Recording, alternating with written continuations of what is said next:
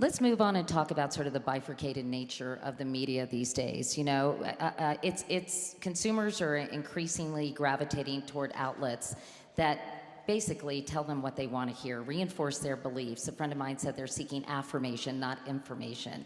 So given that, how do you restore trust in the media writ large if people are so divided about which media outlets are actually fair and accurate? Anybody? Nick, you want to take that? Sure. And I would say that I think Jerry made a very eloquent argument on the previous point, and it leads to what you're asking about, which is, I think there is a tendency, we should not fall into the trap of just holding one person to one standard and everyone else to a different standard. I do think it's interesting, three of us have all worked at the Wall Street Journal or work at the Wall Street Journal, and I did before I left the office. Yes, exactly.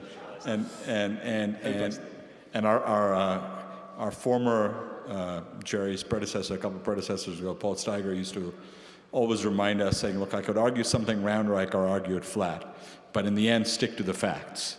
And I think sometimes there is too much of a tendency to interpret a fact to a degree that it goes into opinion.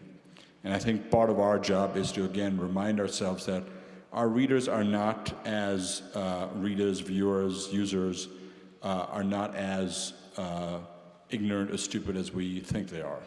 And I think part of that is to be more transparent. Part of that is to be more forthcoming about what we know and what we don't know. The first rule we all learned is don't just tell your readers what you know, please tell them what you do not know. And I think that's important.